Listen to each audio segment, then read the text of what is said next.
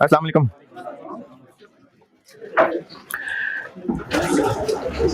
दुरूद शरीफ पढ़ लें।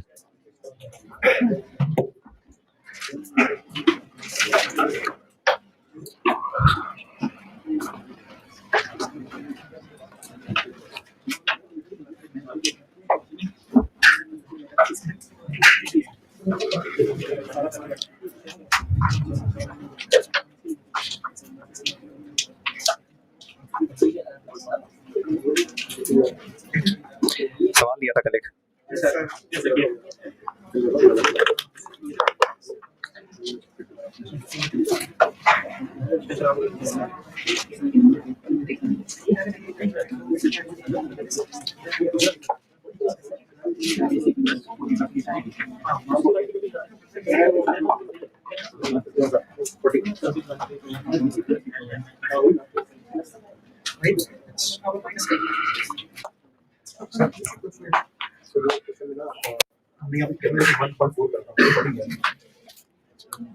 स्प्रिंग 9 एक होमवर्क दिया था मैंने, इसका जवाब तो यस ही है। किया है।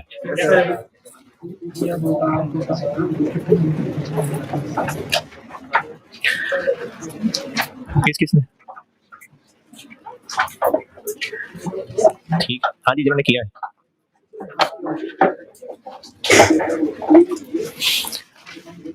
अच्छा, इसमें से काफी सारी आवाम तो FR1 में भी होती है, तो FR1 में क्या मौत पड़ जाती है? हैं?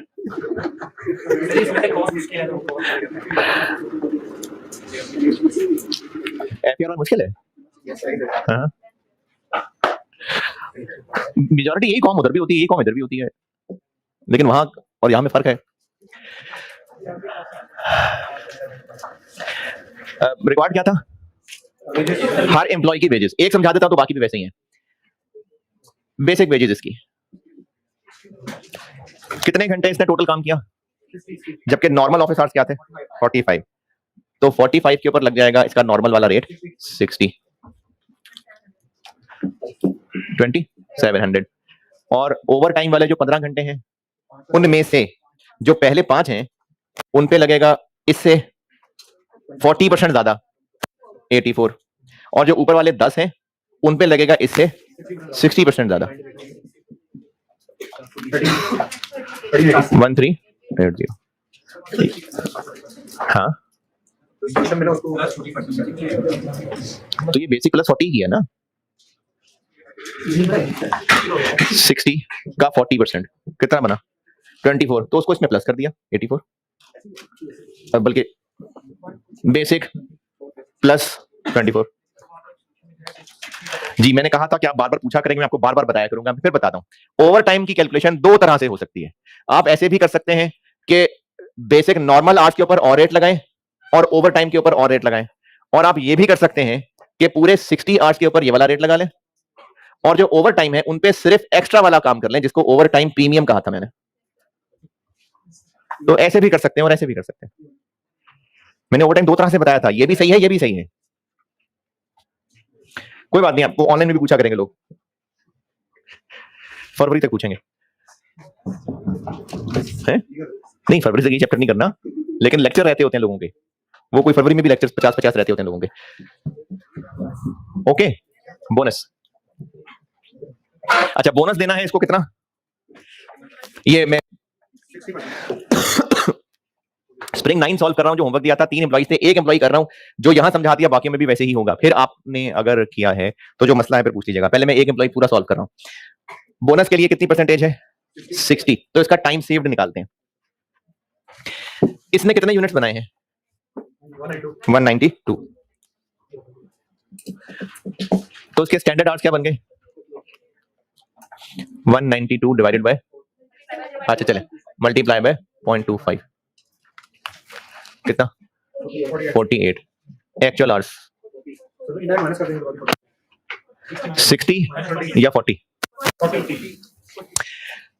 उसको जो पैसे मिल रहे हैं ना, इन आवर्स के लिए ये रेट है, इन आवर्स के लिए ये रेट है, ये है उसके काम के पैसे, नहीं सॉरी उसके टाइम के पैसे, क्योंकि उसको हायर किया हुआ है, उससे काम ले रहे हैं, और जिन वर्कर्स को भी रखा होगा सबसे एक कम से कम काम तो लेते ही होंगे। ये है सिर्फ उस टाइम के पैसे। बोनस ये होता है कि उस टाइम के पैसे तो चलो उनको दे दिए, उस टाइम में उन्होंने अगर अच्छा काम किया तो उसका अलग से इनाम है, वो बोनस है। ये जो बेसिक वेज रेट और ओवर टाइम है ना, ये सिर्फ इन आवर्स के पैसे हैं, बस बस इन आवर्स पे अलग रेट था, इन पे अलग रेट था, इन पे अलग रेट था। उसने काम कितने घंटे किया है, काम कितने घंटे किया है, 60। तो हुआ ये है कि 60 में से 45 के ऊपर ये रेट लगाया, 5 के ऊपर ये रेट लगाया और 10 के ऊपर ये रेट लगाया। ये उसके 60 घंटे काम करने की वेजेस है। अच्छा काम किया, बुरा काम किया, बस नौकरी से नहीं निकाला तो उसने काम किया, तो इस टाइम के पैसे हैं ये। बोनस ये है कि इस टाइम में जो उसने प्रोडक्शन की है, वो कितनी अच्छी प्रोडक्शन की है, उसमें क्या फायदा कमा के दिया, तो उसके ऊपर इनाम मिल रहा है। तो हमने उसके लिए 192 यूनिट जो उसने प्रोड्यूस किए, कितने घंटे लगने चाहिए थे और कितने घंटे एक्चुअली लगे। 60 में तो उससे हमने मजीद और काम भी लिया है, जिसको लिखा हुआ ब्रैकेट में इनडायरेक्ट वर्क। इनडायरेक्ट वर्क का मतलब है कि उससे वो डायरेक्टली प्रोडक्शन नहीं ले रहे थे, हो रहा होगा कोई काम, सुपरवाइजर कर रहा होगा, कहीं बाहर भेजा होगा किसी काम से। तो जितने घंटे में उसने प्रोडक्शन की है उनको यहां लिखेंगे तो पता चलेगा अच्छा काम किया कि नहीं किया। तो एक्चुअल आवर्स में यहां पर 40 आएगा, तो टाइम सेव्ड 8 निकलेगा। जिन्होंने सवाल किया है ये 40 ठीक है या 60 होना चाहिए? 40 ना, क्योंकि अच्छा ये अंग्रेजी भी पुरानी हो गई, मैं दोबारा लिख देता हूं। Standard hours for actual output और actual hours for actual output. तो इस वर्कर ने जितनी प्रोडक्शन की है उसके लिए उसने कितने घंटे लगाए, 60 नहीं 40 घंटे लगाए हैं। और कितने घंटे लगाने चाहिए थे, 48। तो 8 आवर्स उसने सेव किए हैं, तो बोनस मिलेगा इन 8 घंटों के ऊपर। और मिलेगा कितना, 36 288 43। ये है जी, बाकी दोनों भी ऐसे ही होने थे। अब आपने जो पूछना है पूछें। हाँ भाई, किसी को कोई मसला नहीं, कॉस्ट आसान है। चले मैं बाद में पूछा भी नहीं करूंगा ये बात, जब तक आसान चल रही है तब तक ही पूछा करूंगा। बाद में पूछना भी छोड़ दूंगा ये।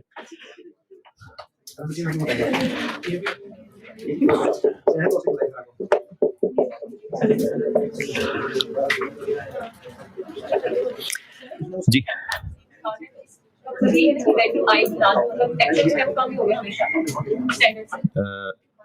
हाँ हाँ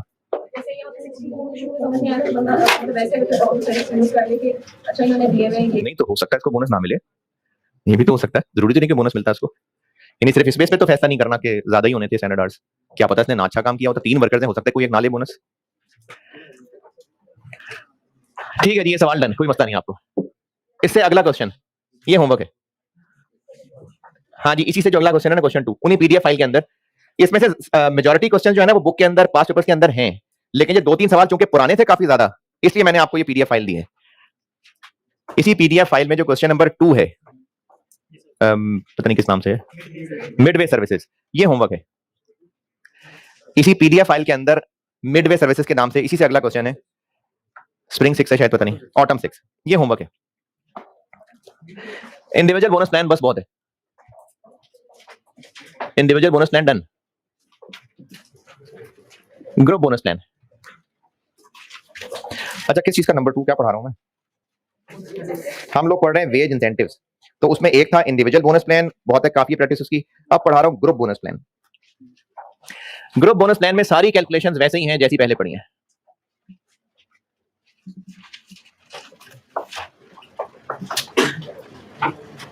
सब वही है, बस फर्क सिर्फ इतना सवाल करते हुए कि वहां पर कैलकुलेशन हो रही होती थी एक वर्कर के लिए, अब यहां पर हम लोगों ने जो production hours, actual hours, standard hours, ये पूरी टीम के लेने होंगे। अच्छा ग्रुप बोनस प्लान नाम से क्या लगता है वैसे, individual bonus plan, group bonus plan. Group bonus plan वहां होगा जहां पूरी टीम को हम मोटिवेट कर रहे होंगे, इंडिविजुअल बोनस प्लान होगा जो हर एक को टारगेट दिया होगा, जो जो टारगेट पूरा करता जाएगा उसको इनाम मिलता जाएगा। ग्रुप बोनस प्लान वहां होगा जहां पर एक टीम काम करती होगी, तो उस पूरी टीम से काम लेने के लिए उनको ग्रुप बोनस प्लान देते होंगे। तो इसलिए सारी कैलकुलेशंस वही हैं, बस फर्क ये पड़ेगा कि जहां पर हम लोग आवर्स और यूनिट्स यूज कर रहे थे वो अब एक की बजाय पूरी टीम के टोटल होंगे।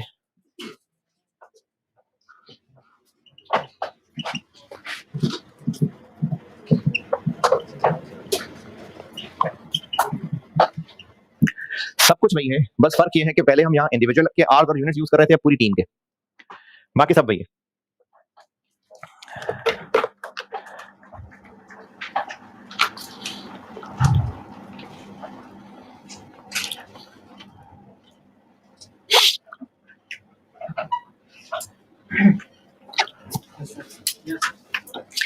अच्छा, मैं ना हर चैप्टर में ही कुछ कुछ पॉइंट्स बता रहा हूँ आईकेप की बुक से कि ये थ्योरेटिकली याद कर लें। इसमें भी बताऊंगा भी आज। तो अब तो जो 2-4 बच्चों ने पढ़ा भी होगा, 2-4 से ज्यादा ने पढ़ा भी नहीं होगा, तो उन्होंने तो आके मुश्किलें पूछी भी कि उनकी अंग्रेजी समझ नहीं आ रही, वो एडवांटेज डिसएडवांटेज अजीब-अजीब से लिखे हुए हैं। मैंने उसको आपको हाल ये बताया था कि आप आईकेप की बुक डाउनलोड करें, उसमें से मैं आपको पेज नंबर बता रहा हूँ, वहां से देख के अपने रजिस्टर में लिखें और सब किसी एक जगह इकट्ठा करके लिखें। इससे 2 फायदे होंगे, एक तो आपको एंड ऑफ सेशन पता होगा कि क्या-क्या थ्योरेटिकल पोर्शन है। दूसरा, जब देख के लिखा होगा तो थोड़ा-सा याद हो जाएगा, चलो याद नहीं भी होगा फिर भी पढ़ेंगे तो सही ना एक दफा, अदरवाइज ये नहीं पढ़ेंगे आप फरवरी में। तो अब जो बच्चे पूछ रहे थे कि जिनकी अंग्रेजी समझ नहीं आ रही, तो उसके लिए मेरे पास एक हल ये है, ये भी वही हल है, फायदा ही तब है जब आपने काम किया होगा, कि मैंने अब तक जो 3 बताए हैं, इन्वेंटरी वैल्यूएशन के बताए थे, मैंने एक्टिविटी बेस्ड कॉस्टिंग बताए थे मैंने एडवांटेज डिसएडवांटेज बताए थे, एक्टिविटी बेस्ड कॉस्टिंग में भी बताए थे, अभी आज यहां भी बताऊंगा। अगर तो आपने देख के उनको अपने रजिस्टर पे कहीं लिख लिया, तो कल लिख लिया, परसों लिख लिया, तो मैं वो सारे पॉइंट्स पढ़ के समझा दूंगा, ताकि उनको एक बार लिखा हुआ किसी ने तो अपने अल्फाज में उसके लिए उर्दू पंजाबी कुछ लिखनी हो तो लिख लेना, नहीं किया होगा तो बस ठीक है, हो गया काम है जी। मंडे तक तो वैसे भी आपने एक्टिविटी बेस्ड कॉस्टिंग के सवाल भी करने थे, ठीक। अब जो कल 3 सवाल होमवर्क देने उसका क्या? चले, अगर कोई साथ साथ वो कर रहा था तो मैं बहरहाल एक काम कर दूंगा कि वो पॉइंट्स समझा दूंगा ताकि आपको याद करने में आसानी हो। और चूंकि कॉम ओवरऑल सुस्त ही रहेगी और ये काम 2-4 लोगों के अलावा नहीं कर रहे होंगे, तो मैं फिर एक और काम ये करूंगा कि ये जो क्लिप होगा उसमें से वो टुकड़ा करवा के आप लोगों के लिए भी रख लूंगा, कि अगर कभी कभी वो पॉइंट्स कोई पढ़े तो वो टुकड़ा वहां में प्लेस कर दूंगा, जैसे वो जुम्मा हफ्ते वाले लेक्चर रखे हुए ना, तो उसका ये भी मैं साथ रखवा दूंगा। ये नोटेड। चलें, इसका पास पेपर का सवाल ही करते हैं सीधा, उसी से अगला सवाल पीडीएफ में, उसी से अगला। अच्छा, अगर पीडीएफ में देखना मुश्किल हो रहा है तो ये सवाल बुक में भी है जो कराने लगा हूं, बुक में है ये।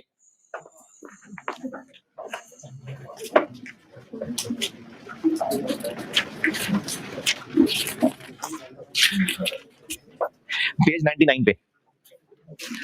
अच्छा, पास पेपर में नहीं होगा क्योंकि वो ऑटम 9 से ऑनवर्ड है, तो ये स्प्रिंग 2008 का है, इसीलिए ना मैंने आपको एक पीडीएफ फाइल दे दी कि ज्यादा पुराने वाले सवाल हैं ये।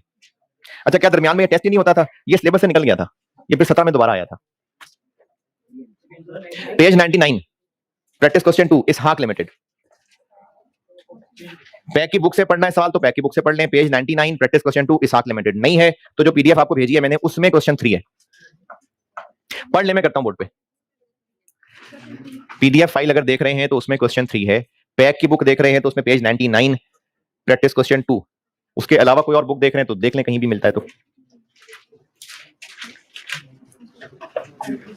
पढ़ लीजिए, मैं करता हूं बोर्ड पे।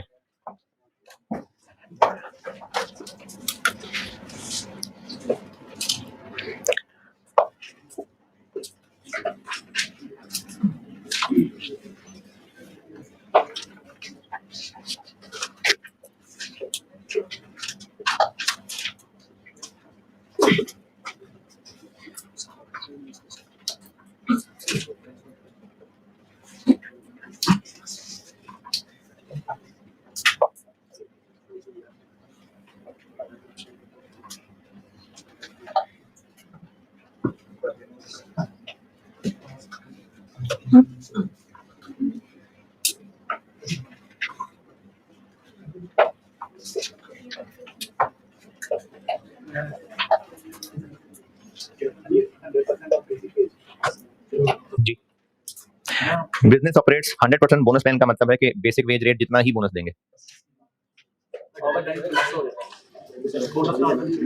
बोनस का तो एक वेज रेट है, एक रेट है, ओवर टाइम उससे ज्यादा होता है।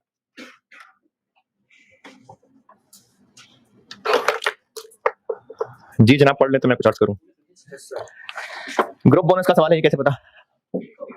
लिखा हुआ है, लिखा हुआ जी, company group bonus plan follow करती है, करवा भी उसके बाद दे रहा हूं। ये है स्प्रिंग 2008 है। रिक्वायर्ड क्या है? Labour cost per unit under each, कौन सी ऑप्शन हुई? हाँ, डेली बेसिस और वीकली बेसिस, इन दोनों ऑप्शंस के तहत इसको सॉल्व करना है। तो लेबर कॉस्ट पर यूनिट निकालनी है, तो पर यूनिट के लिए तो चलो यूनिट से डिवाइड कर लेंगे, किसको डिवाइड कर लेंगे? टोटल वेजेस ना, तो टोटल वेजेस निकालनी है हमने, एक बंदे की पूरी टीम। ये भी बता दें कि इसमें हम बस कर ये रहे होंगे कि पूरी टीम वाला काम कर रहे होंगे। तो बेसिक वेजेस हो गई पर आवर कितना? 150, लेकिन 150 को मल्टीप्लाई किससे करना है?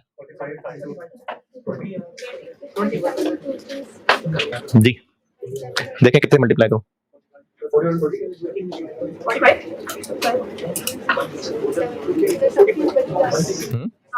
हाँ कितने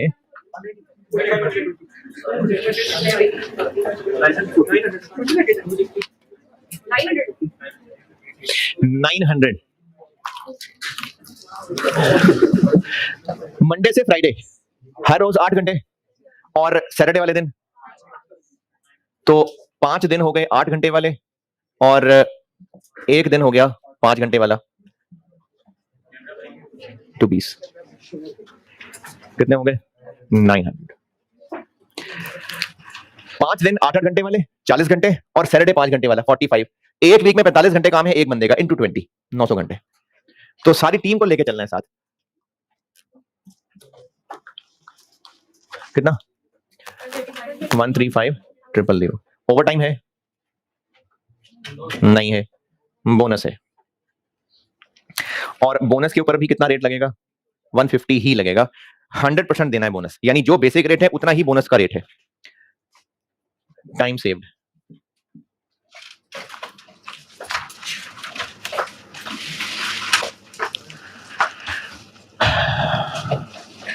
टाइम सेव्ड भी एक बंदे का निकालना है टोटल सबका। करें कैलकुलेट टाइम सेव्ड करिए कैलकुलेट।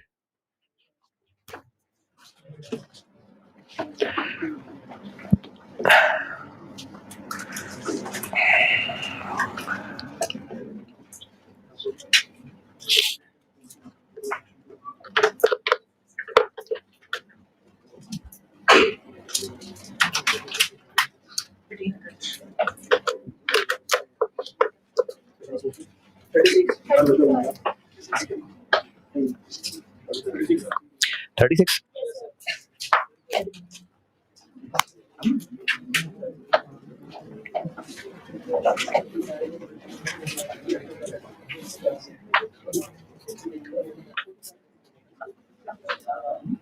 कैलकुलेट सारे लोग किया करें यार मैं तो कर ही दूंगा बोर्ड पे।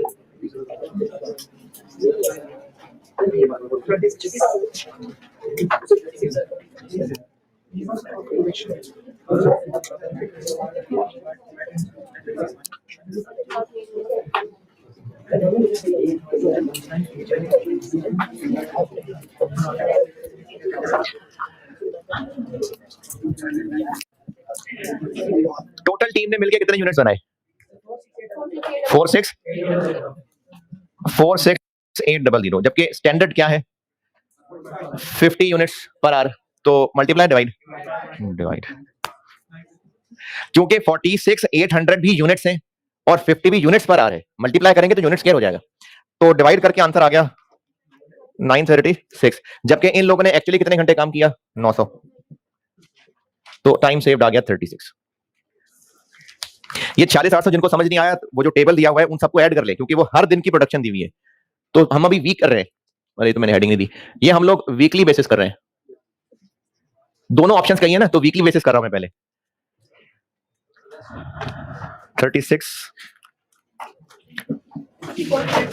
5400 आंसर आ गया 140,400 और पूछा है लेबर कॉस्ट पर यूनिट तो 140,400 डिवाइडेड बाय पर यूनिट निकालना है 46,803 ये हो गया वीकली बेसिस।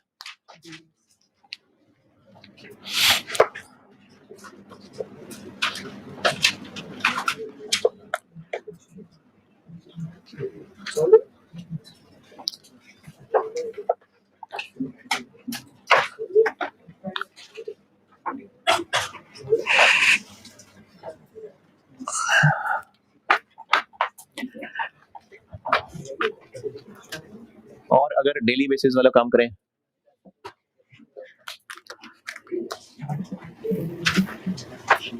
तो बेसिक वेजेस तो यही है, ब्रैकेट की भी दोबारा जरूरत नहीं, 135,000 बोनस ₹150 इंटू। अब हमें करना पड़ेगा हर दिन को compare, Monday, Tuesday, Wednesday, Thursday, Friday, Saturday.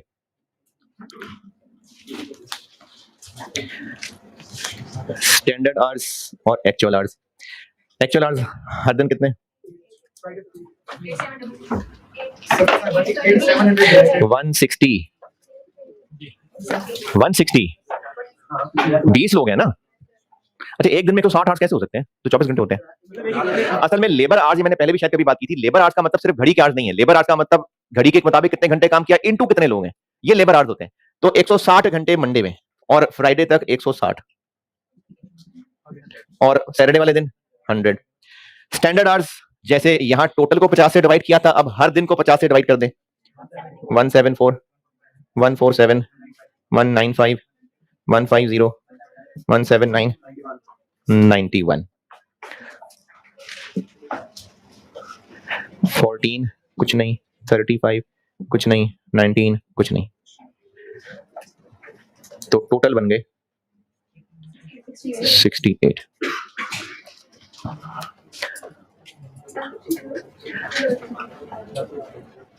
$145,200 labour cost per unit, 145,200 divided by 46,800, 3.1।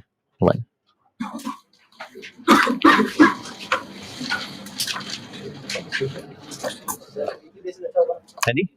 अच्छा बुरा तो ये है ना कि जहां एग्री हो गया, वैसे तो कंपनी पॉइंट ऑफ व्यू से देखेंगे तो वीकली बेसिस ही अच्छा है, लेकिन जहां वर्कर से एग्री हो गया है जी, नहीं वो तो करते हैं बात, कैलकुलेशन हो गई।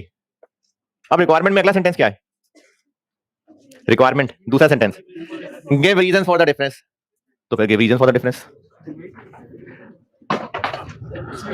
सवाल में लिखा हुआ है the management of the company has asked you to determine the impact of such a change. अब give reasons for the difference.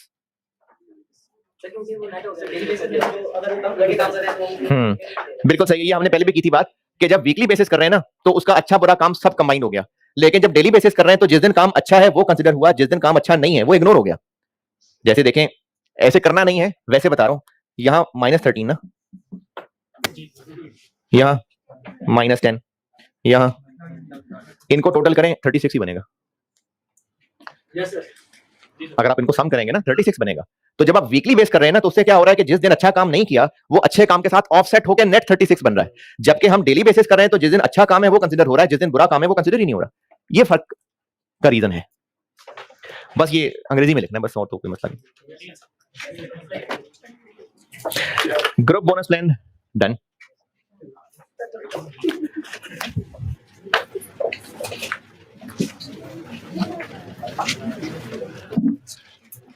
इसी में रखिएगा।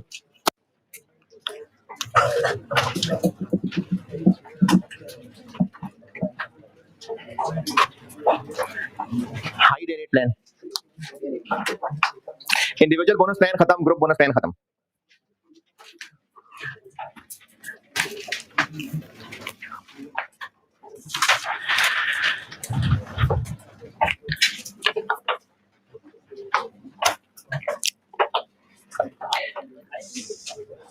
हाई डे रेट सिस्टम में क्या है ये आपको एक सवाल के साथ समझाता हूं, यानी जो सवाल में करूंगा बस वही होता है हाई डे रेट सिस्टम है। फिर खत्म। अरे चैप्टर नहीं खत्म, नहीं लेक्चर भी नहीं खत्म, अभी चल रहा है लेक्चर। सवाल लिखिए।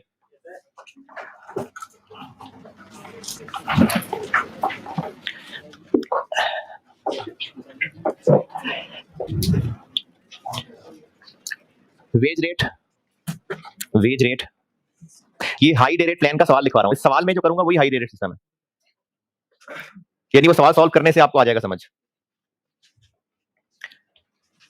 नहीं मैं जुमला चेंज करता हूं, ये सवाल करा के मैं समझा दूंगा। वेज रेट है ₹300 per hour, ₹300 per hour. Working hours per day, working hours per day 8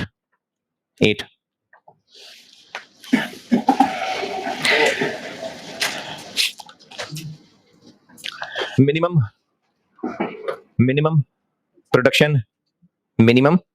production required from a worker 100 units per day. अच्छा, बस अगर इतना ही सवाल हो, भी चल रहा है आगे, लेकिन ऐसे कह रहा हूं कि बस अगर इतना ही सवाल हो तो वर्कर को कितने यूनिट्स बनाने चाहिए पूरे दिन में? 100? कम से कम 100। अच्छा, 100 से ज्यादा बनाएगा? नहीं बनाएगा। नहीं बना सकता तो है, वो तो आप भी पढ़ सकते हैं रोज, लेकिन क्या बनाएगा वर्कर 100 यूनिट से ज्यादा? क्यों? उसको पैसे मिल रहे हैं 300 रुपए पर आवर इनटू 8 आवर्स। वो 100 यूनिट्स बनाए, चाहे 110 बनाए, चाहे 140 बनाए, उसको तो पैसे मिल रहे हैं 8 घंटों के, तो नहीं बनाएगा। तो एक तो इंसेंटिव का हल था, बोनस वो हो गया, वो एक अलग बात थी, खत्म हो गई बोनस। एक और तरीका होता है हाई डे रेट सिस्टम। अब लिखें आगे सवाल, अब सवाल कंटिन्यू करें आगे। Wage rate will be revised, wage rate will be revised to 360 per our, 360 per our. Wage rate revise हो जाएगा 360 per hour if 130 units are produced in a day. 130 units are produced in a day. अगर एक दिन में worker ने 130 units बना दिए तो उसका रेट 300 की बजाय 360 हो जाएगा। आपसे रिक्वायर्ड है, जी जी आपसे ना, मैं तो क्वालिफाइड हूं, आपने पढ़ना है ना, आपसे रिक्वायर्ड है।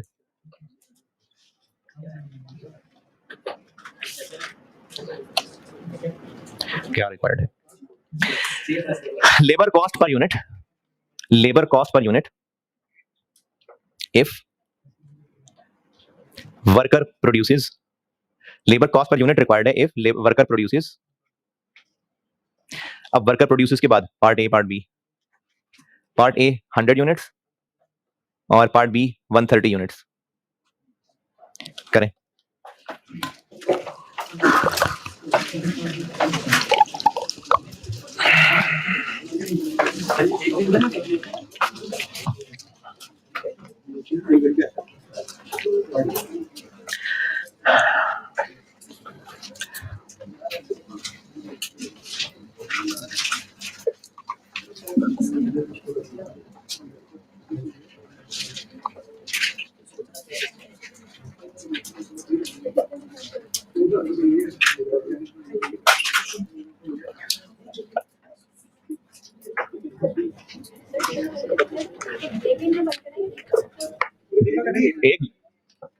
एक दिन का मतलब एक दिन के बस कहें, पूरा वीक करना है, पूरा वीक कर लें, 7 से मल्टीप्लाई कर दें, 5 से मल्टीप्लाई कर दें।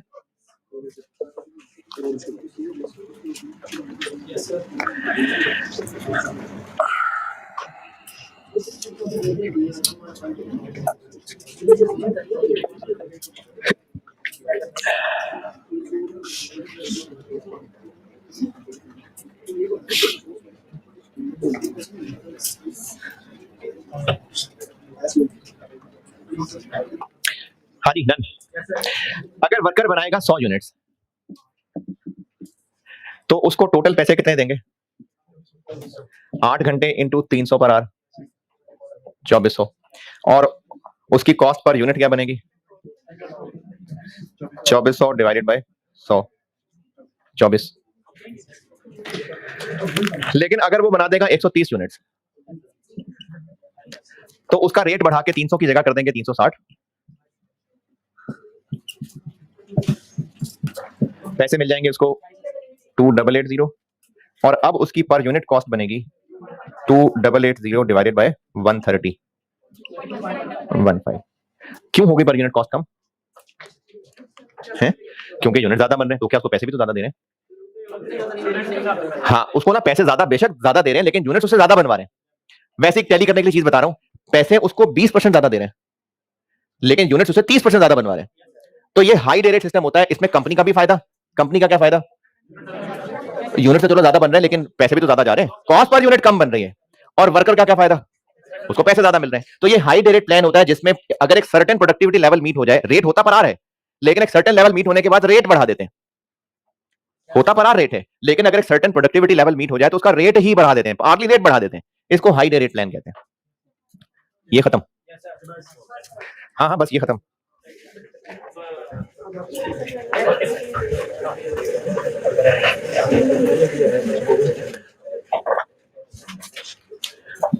प्रॉफिट शेयरिंग प्लान,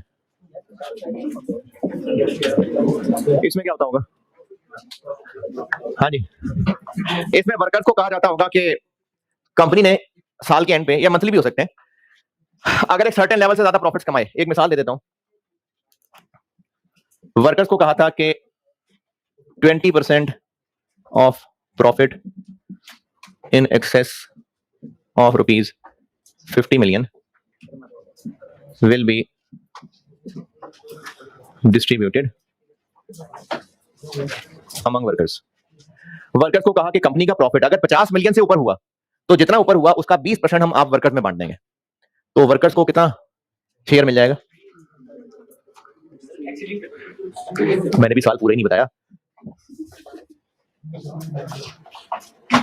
कंपनी ने 78 मिलियन प्रॉफिट अर्न किया। अब एम्प्लॉइज को कितना शेयर मिलेगा? तो अब जो वर्कर्स का शेयर बनेगा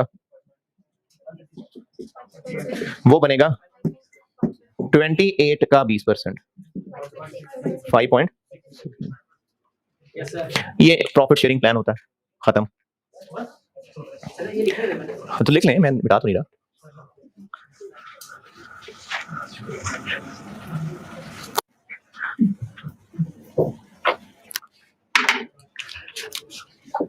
एम्प्लॉई शेयर स्कीम्स, इसमें क्या होता होगा?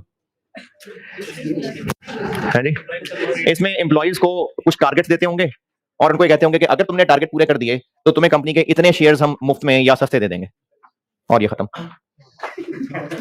न्यूमेरिकल वही बोनस ही है, बस ये न्यूमेरिकल नहीं है तो मैंने ऐसी अखलाकन न्यूमेरिकल कर दिया। अदरवाइज ना ये दोनों, इनफैक्ट वो भी बस एडवांटेज डिसएडवांटेज की हद तक है। नहीं, छुट्टी नहीं यार, अभी तो 15 मिनट पड़े है जी। एम्प्लॉय शेयर स्कीम ये है कि एम्प्लॉइज को टारगेट दिया होगा। मिसाल के तौर पे एक वर्कर को कहा होगा, हर एक को इंडिविजुअली, कि अगर तो पूरे साल की सेल्स 70 मिलियन यूनिट्स से ज्यादा हुई तो फिर हम आप सब लोगों को 100 शेयर्स कंपनी के मुफ्त में इशू कर देंगे। तो ये एम्प्लॉय शेयर स्कीम्स है। इनका न्यूमेरिकल पोर्शन जो है ना वो भी आपकी औकात से बहुत ऊंचा है। ये आप लोग CFA 1 में जब बड़े होके आएंगे ना तो उसमें IFRS 2 लग पता जाएगा। IFRS 2 एक टॉपिक है, स्टैंडर्ड है, तो उसमें उसकी अच्छी खासी कैलकुलेशन है। और ICAP की बुक में से,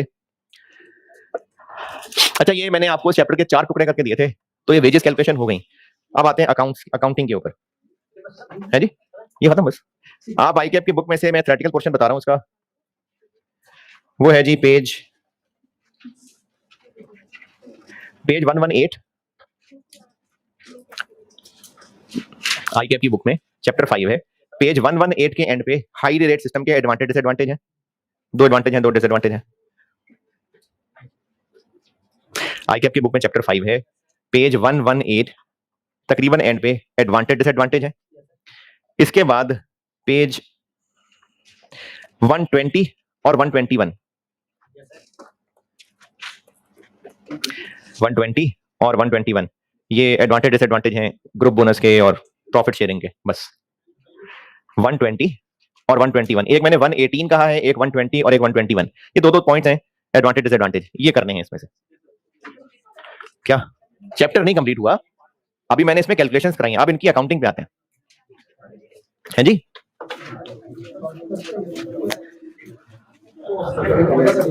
है?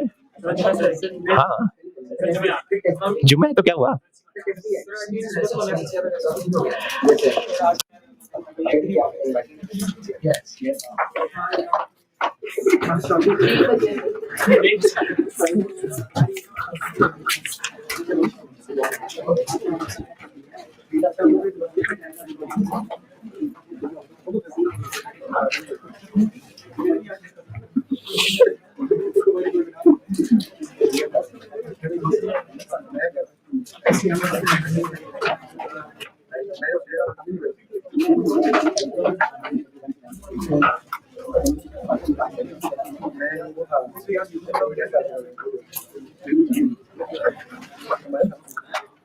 ये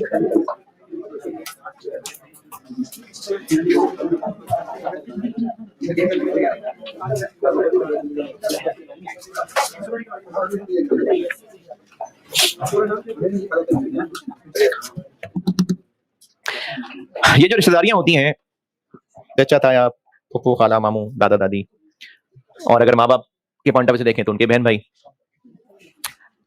रिश्तेदारों से मिलना, इन मेल जोल रखना या अच्छे ताल्लुकात रखना, क्या क्या शामिल है इसमें? नहीं, क्या है? दुख सुख में शरीक होना, और अभी एक बड़ी अच्छी बात आई थी, जरूरत के वक्त काम आना, और अच्छा दुख सुख को और एक्सप्लेन कर लेते हैं। कोई खुशी है तो उनकी खुशी में शरीक होना, हिस्सेदार बनना, उनकी खुशी में सपोर्ट करना। कोई दुख पहुंचा है, कोई तकलीफ, कोई नुकसान पहुंचा है तो उसको सपोर्ट करना, और यही है, यही चीजें हैं। अच्छा, इसका मतलब है कि लाजमी रोज मिलना भी, मतलब रोज फूफो के घर जाके बैठ जाए या रोज फूफो हमारे घर बैठ जाए है? अच्छा, फूफो क्यों भाई, खाला भी हो सकती है, एमी फूफो थोड़ी बड़ा कैरेक्टर होता है, तो रोज खाला घर आके बैठ जाए हमारे, है?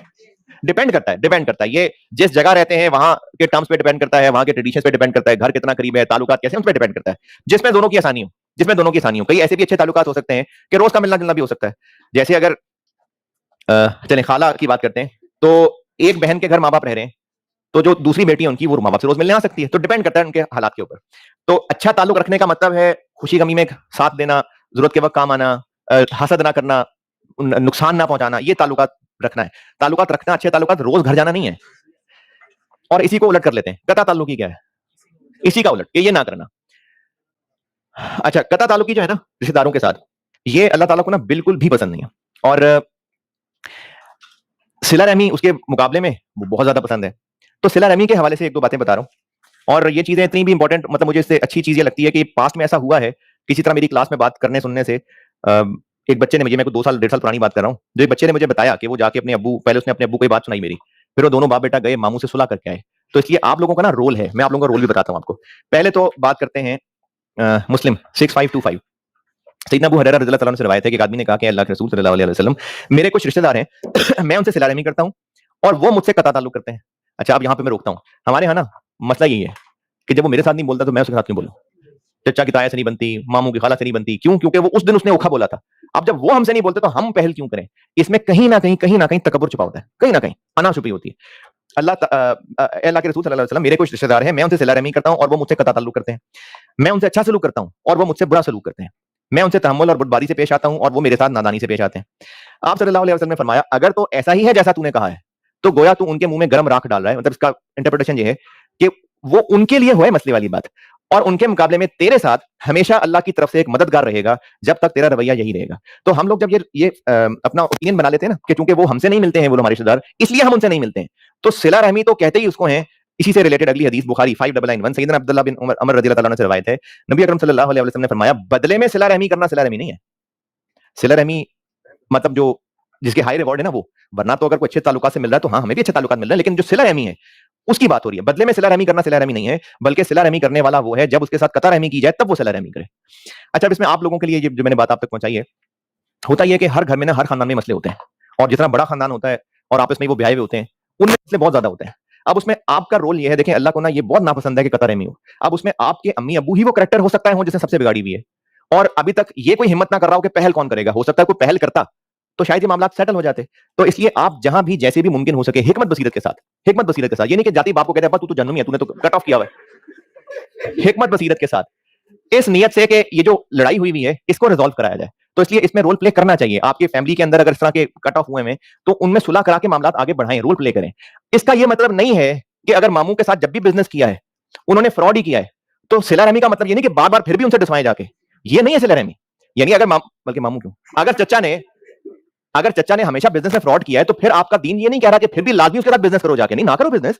यानी जिन ट्रांजैक्शन से हमेशा धोखा मिला है वो ट्रांजैक्शन ना करें, लेकिन जो बाकी मामलात हैं वो कट ऑफ नहीं करना है। मुश्किल में काम आना है, मुसीबत में काम आना है, मदद करनी है, खुशियों में साझे होना है, ये जरूर करना है। लेकिन अगर फ्रॉड हो रहा है बिजनेस में तो बार बार फ्रॉड नहीं करवाते रहना। और अगर आप लोग ये मामू की फुप्पो की सुलह इसलिए करा देते हैं क्योंकि आप वहां रिश्ता करना चाह रहे हैं, तो ये भी बुरी चीज नहीं है, ये भी बुरा नहीं है, सवाब उसमें भी मिलेगा। करवा दे सुलह, हो गया रिश्ता तो ठीक है, अल्लाह की मेहरबानी, अगर नहीं तो कोई बात नहीं। लेकिन अगर आप इस रिश्ते की नियत से भी करना चाहें ना सुलह, तो कोई इसमें हर्ज नहीं है, जरूर करवाएं सुलह, है? फिलहाल क्या, चले ठीक है जी, अल्लाह हाफिज।